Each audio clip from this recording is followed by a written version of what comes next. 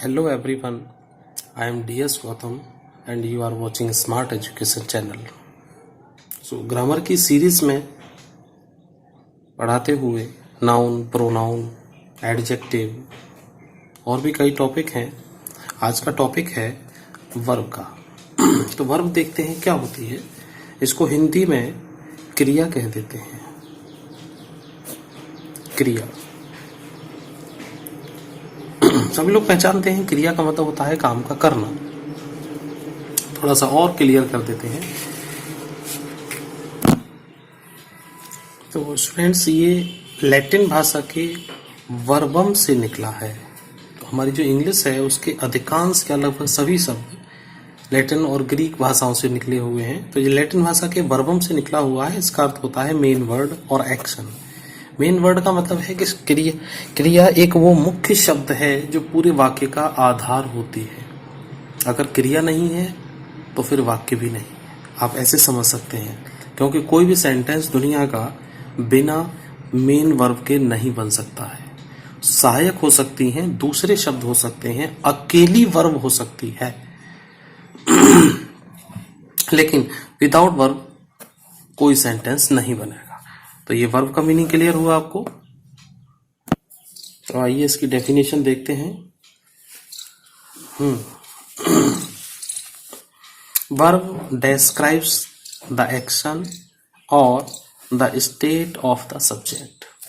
Verb वर्णन करती है या बताती है किसी एक्शन को, स्थिति को, सब्जेक्ट के को। एक आध एग्जाम्पल समझते हैं, फिर क्लियर हो जाएगा।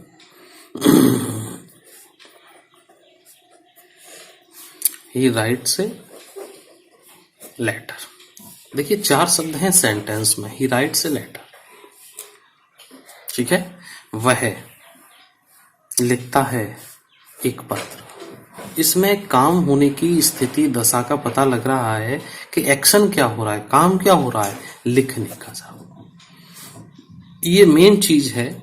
अब इसी से 2 प्रश्न निकाले जा सकते हैं। कौन लिख रहा है? वह लिख रहा है। किस चीज को लिख रहा है? लेटर को लिख रहा है।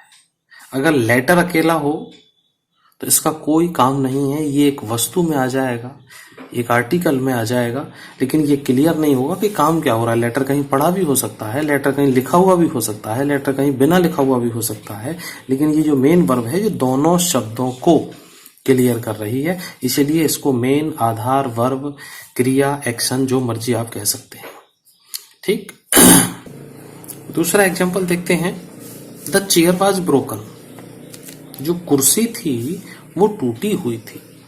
अब इसमें ये है आपकी, ये स्थिति बता रही है। यहाँ एक्शन हमने यहाँ ले लिया लिखने का। स्टेट, स्थिति बता रही है। कुर्सी थी, लेकिन कैसी थी? वो टूटी हुई थी। कुर्सी थी लेकिन टूटी हुई। तो ये स्थिति को अनुभव कर रहा है कि वो है क्या। अब देखिए नेक्स्ट एग्जाम्पल में,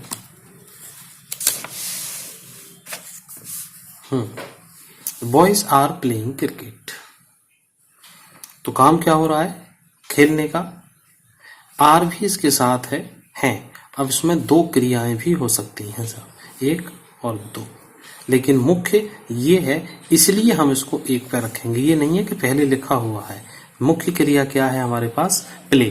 तो प्ले के अंतर्गत खेलना है। अब किस चीज को खेल रहा है? इसको खेल कौन रहा है? बॉयज।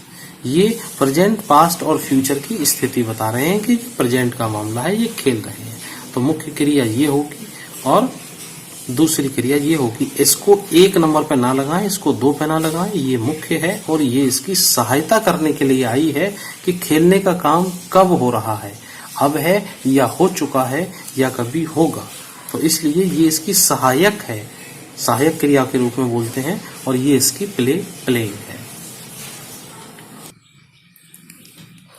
अभी हमने कहा कि किसी काम के करने की दशा को कहते हैं, लेकिन कभी कभी ऐसा भी होता है कि काम को ना किया जाए फिर भी वह क्रिया में होता है। He is sleeping. सो रहा है। अब कोई काम तो नहीं चल रहा उसका, लेकिन आप इसको भी एक काम ही मानिएगा। ये भी काम हो रहा है, ये भी एक एक्शन है। ठीक, तो ये भी सोने का काम है। अब आई थिंक, मैं सोचता हूं। अब थिंक क्या है साहब? आप बेड पे लेटे हुए हैं, कुर्सी पे बैठे हुए हैं और बैठे बैठे कुछ सोच रहे हैं। अब ना आपका हाथ हिल रहा है, ना आपका शरीर हिल रहा है, केवल मस्तिष्क आंतरिक क्रियाएं कर रहा है कि आप सोच रहे हैं। अब क्या सोच रहे हैं, इसका मतलब है कि मन दिमाग कहीं ना कहीं कोई ना कोई काम जरूर कर रहा है। ये जरूरी नहीं है कि आपके हाथ पैर स्थिर हैं तो कुछ काम नहीं चल रहा है। दिमाग तो काम कर रहा है ना, तो ये भी आपकी क्रियाओं में शामिल होता है। देखिए, इसके काइंड्स देखते हैं, इसके प्रकार होते हैं। क्रियाएं कुछ अलग अलग अपने व्यवहार के आधार पर, अपने कार्य के आधार पर बांटती गई हैं। तो देखते हैं पहली क्रिया। तो पहली क्रिया देखते हैं क्या है, ट्रांजिटिव वर्ब। ट्रांजिटिव वर्ब, इसको हिंदी में कह देते हैं सकर्मक क्रिया। ठीक है, अपनी ग्रामर की किताब से इनकी डेफिनेशन वगैरह सब देख सकते हैं। ट्रांजिटिव वर्ब है सकर्मक क्रिया। नाम से स्पष्ट होता है सकर्म, कर्म जिसके साथ जुड़ा हो वो क्रिया है। अब ग्रामर के अंतर्गत आपने देखा होता कर्ता, क्रिया, कर्म, सब्जेक्ट, वर्ब, ऑब्जेक्ट, ये इंग्लिश की मेन चीजें होती हैं सेंटेंस की। आपने ना पढ़ा हो तो आप एक बार उनको देख लेना। तो वो क्रियाएं जिनके साथ कर्म जुड़ा हुआ है। तो मैंने एक एग्जाम्पल लिखा हुआ है, यू रीड ए बुक, तुम एक किताब पढ़ते हो। ठीक, अब इसमें क्रिया आपको समझ में आ रही होगी कि काम क्या हो रहा है इसमें, पढ़ने का काम हो रहा है। ठीक, पढ़ कौन रहा है सर? यू। किस चीज को पढ़ रहे हैं? एक किताब को। तो जो क्रिया है वो किस चीज पे, उसका कार्य यहीं समाप्त नहीं हो गया, उसका काम कहाँ गया? पढ़ने का काम हो रहा है। तो क्या पढ़ा जा रहा है? बुक। हो सकता है यहाँ न्यूज़पेपर हो सकता है यहाँ लेटर हो सकता है यहाँ फेसबुक हो, कोई आर्टिकल पढ़ रहे हैं हम। जो भी चीजें हैं ये सब, तो पढ़ने का काम जो कुछ भी हो रहा है वो कहीं ना कहीं आगे जाके दिखाई दे रहा है। तो जिन क्रियाओं का प्रभाव अपने आप पर खत्म ना होकर आगे किसी दूसरी चीजों पर जाके पूरा होता है, वो क्रियाएं सकर्मक क्रियाएं कहलाती हैं। ज्यादा डिटेल में ना जाए, बस इतना ही देखते रहे आप। एक एग्जाम्पल और देखते हैं, he gave me A pen, उसने मुझे एक पेन दिया। अब इसमें स्पष्ट होता है वर्ब हमारी ये है। अब दिया, क्या दिया, किसको दिया? दो सवाल खड़े होते हैं यहाँ पे और दोनों सवालों के आंसर यहाँ पे हैं। क्या दिया? पेन दिया। किसको दिया? मुझको दिया। अब आप कहेंगे कि अभी अभी तो ऊपर वाले सेंटेंस में पढ़ रहा था कि शब्द का प्रभाव दूसरे किसी एक शब्द पे जाएगा, लेकिन यहां दो शब्दों पे प्रभाव जा रहा है, एक मी पर और एक पेन पर। तो इसमें एक ध्यान देने की चीज है कि गेव, उसने दिया। अब क्या दिया? सबसे पहले ये आता है सवाल, क्या दिया? पेन दिया। तो एक नंबर पे आप इसको रखें और किसको दिया 2 नंबर पे रखें। यदि ये बात, ये इतनी चीज ना हो, ही गेव मी, उसने मुझे दिया, क्या दिया, बात पूरी नहीं होती है। बात पूरी जब ही होगी जब वो पेन दिया। तो इसलिए यहां पे दोनों चीजों का क्लियर होना है, यहां पर सेंटेंस पूरा होगा ही नहीं। तो इसलिए एक ऑब्जेक्ट और दूसरा ऑब्जेक्ट जो वस्तु परक होते हैं, जो विजानदार चीज होती हैं, इनको डायरेक्ट ऑब्जेक्ट कहा जाता है, और ये वाले होते हैं इनडायरेक्ट ऑब्जेक्ट। ये क्लियर हो गया। यहां पे हमेशा ऐसे सेंटेंस में इनडायरेक्ट को आपको 1 नंबर पर लिखना है और डायरेक्ट वाले को दूसरे नंबर पर लिखना है, जबकि वो पहले नंबर पे मैंने इंगित किया है। वो कारण है कि ही गेव मी, क्या दिया। सबसे पहले सवाल आता है कि क्या दिया? पेन दिया। किसको दिया? उसको दिया। तो इसलिए मैंने वहां 1 नंबर लिखा है। लेकिन जब आप सेंटेंस बनाएंगे तो पहले इनडायरेक्ट वाला लिखना है और फिर डायरेक्ट वाला लिखना है। पहले जानदार वस्तु, फिर बेजानदार वस्तु। हालांकि आपने मेरे वीडियो के ऊपर देखा होगा कि इतना सरल कोई नहीं समझाएगा, लेकिन जो समझदार हैं और इंग्लिश को समझ रहे हैं उन्हें खुद फील हो रहा होगा कि आज तक शायद इस तरह से वर्ब किसी ने ना समझाई होंगी। मैं ये किताब की भाषा, डेफिनेशन और ये प्रकार इस तरह से मैं समझा दूं, मुझे भी बहुत आसान है कि किताब का फोटो लेके फटाक से आपका वीडियो बना के छाप के भेज दिया और किताब को नीचे रख के मैं समझा सकता हूँ, कोई दिक्कत नहीं है। लेकिन जिस तरह से ये समझ में आ रहा है उस तरह से समझ में नहीं आएगा, इसीलिए मैं ऊपर लिखता हूँ, इस तरह से कोई नहीं समझा के देगा आपको। ठीक, यही मेरी खास विशेषता है कि मैं डिफरेंट तरीके से ही पढ़ाता हूँ। तो ये क्लियर हो गया होगा डायरेक्ट और इनडायरेक्ट का। इसीलिए मैं कहता हूँ ज्ञान का क्रम रुकना नहीं चाहिए और ज्यादा से ज्यादा वीडियो को क्या करना है, शेयर, ताकि सभी लोग इसको देख सकें। और सब्सक्राइब इसलिए किया जाता है कि जैसे ही मेरे वीडियो यहां से बन के अपलोड होकर जाते हैं तुरंत आपके पास पहुंच जाए। दूसरी प्रकार की क्रिया पर आते हैं, इंट्रांसिटिव वर्ब। पहली वाली ट्रांसिटिव थी, ये इंट्रांसिटिव है, अकर्मक क्रिया। अब का मतलब होता है ना से या विरोध करने से, विपरीत से, कर्म ना होना। जिन क्रियाओं में कर्म होता ही नहीं है सब, उन क्रियाओं को हम इंट्रांसिटिव वर्ब कहते हैं। उसका पहला एग्जांपल देखते हैं, राम स्लीप्स, राम सोता है। अब सोना यहाँ मुख्य क्रिया है सर। अब सोने का कोई, जैसे वहां रीड का देखा था, गिव का देखा था, गेव का, यहाँ सोने का है। अब सोने के बाद उसका प्रभाव कहीं नहीं जाता, राम सोता है, सोता है तो सोता है। वहां रीड है तो कुछ पढ़ता है, क्या पढ़ता है, वहां एक प्रश्न खड़ा होता है, लेकिन स्लीप का कोई यहाँ प्रश्न खड़ा ही नहीं होता है। He laughed,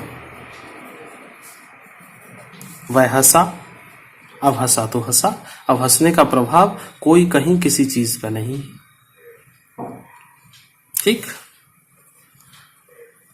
Sohan came here, HERE, Sohan came here, आया यहां पर। तो यहां कोई, यहां तो केवल स्थिति बता रहा है, यहां का इसका मतलब प्रभाव नहीं है। जो क्रिया के बाद शब्द हैं जरूरी नहीं है कि सब वो कर्म ही हो, वो अलग शब्द भी हो सकते हैं, उनकी अलग अलग व्याख्या है। हियर का प्रयोग, देयर का प्रयोग कहां पर है, मेरा अलग से वीडियो है, देख सकते हैं। तो सोहन केम हियर, सोहर यहां पे आया, लाफ्ड और स्लीप, इन तीनों शब्दों का प्रभाव कहीं भी किधर भी नहीं जा रहा है। एक और देखते हैं, द बेल रिंग्स, घंटी बजती है। अब बजती है तो बजती है, इसका कोई ऑब्जेक्ट है ही नहीं और ना ही बन सकता है। तीसरे प्रकार की क्रिया हमारे पास आती है ऑक्सिलरी वर्ब। ऑक्सिलरी वर्ब होती है जिनको आप लोग पहले पढ़ी हो, शायद आप लोगों ने जरूर पढ़ी होगी, ध्यान आ जाए। हेल्पिंग वर्ब भी कहते थे आप लोग, जिनको हिंदी में सहायक क्रिया, ठीक, इनको ऑक्सिलरी वर्ब कहते हैं। अब ऑक्सिलरी वर्ब के अंतर्गत सहायक क्रियाओं के अंतर्गत कौन कौन सी आ जाती हैं आपको पता होगा, is, are, am, was, were, can, will, ऐसी ये सब क्रियाएं हैं, आप देख सकते हैं सब किताबों में दी गई हैं। तो ये सब सहायक क्रियाएं होती हैं, ठीक। इसमें देखते हैं जरा, Sohan will go to school, Sohan school को जाएगा, सोहन जाएगा, तो ये है इसके अंदर मेन वर्ब। अब गो मीन्स सबने पढ़ा है कि जाना, ठीक है। अगर एक सेंटेंस लिख दिया जाए, आई गो, अपने आप में पर्याप्त हो गया, लेकिन स्थिति क्लियर हो रही है। जो लोग पढ़े हैं प्रेजेंट, उनको पता होगा कि इससे स्थिति कैसे क्लियर हो रही है। पहले मैं सेंटेंस पे आता हूं, ये वर्ब है, लेकिन इस वर्ब की स्थिति को बताने के लिए, सहायता करने के लिए एक दूसरी क्रिया आई है। हम इस समय ऑक्सिलरी वर्ब की बात कर रहे हैं, ट्रांसिटिव की नहीं, केवल ऑक्सिलरी। तो ये दूसरी जो क्रिया आई है इसके साथ, इनको अभी हम देख रहे थे, ये इनकी स्थिति बताने के लिए, ये इसका समय बताने के लिए है कि कब जा रहा है, कि वो जाएगा। तो ये विल फ्यूचर में चला गया है, तो ये इसके सहायता करने के लिए आई है, ये मुख्य क्रिया नहीं है, ये हमारे पास ऑक्सिलरी वर्ब है। तो सहायक क्रिया आप लोगों ने खूब सेंटेंस बनाए होंगे तो उसमें देखा होगा, तो सहायता करने के लिए आती है। जैसे he is reading a book. अब रीड है, आईएनजी लगा, पढ़ रहा है, क्रिया जारी है, लेकिन कब पढ़ रहा है? He is reading a book, और इसी के साथ अगर ये लगा दिया जाए कि he was reading a book, वह किताब पढ़ रहा है, वह किताब पढ़ रहा था, दोनों में अंतर आ गया। तो ये जो अंतर देने वाली क्रियाएं, काल को बताने वाली क्रियाएं हैं, समय को बताती हैं, ये इस क्रिया की सहायता करने के लिए आती हैं। इसलिए इन दोनों क्रियाओं को हम लोग क्या बोलेंगे? Auxiliary verb. ये क्लियर हो गया होगा आपको। ज्यादातर हमारे जो सभी काम हैं वो उपरोक्त तीनों प्रकार में चल जाते हैं, लेकिन बहुत सी किताबों में ये चौथी वाली वर्ब भी दी हुई है, लिंकिंग वर्ब। इसके अंतर्गत क्या होता है? ये केवल दो चीजों का संबंध बताती है, केवल जोड़ने का काम करती है। लिंक का मतलब होता है जोड़ना, तो उस चीज को देखती है। तो जैसे राम इज ऑनेस्ट, राम है वो कैसा है, उसकी स्थिति को बता रही है, दोनों चीजों को लिंक कर रही है। अगर ये हटा दिया जाए, राम ऑनेस्ट, सेंटेंस कंप्लीट नहीं होगा। राम इज ऑनेस्ट, तो दो चीजों को जोड़ने का, प्लस का जो काम कर रही है वो ये क्रिया कर रही है।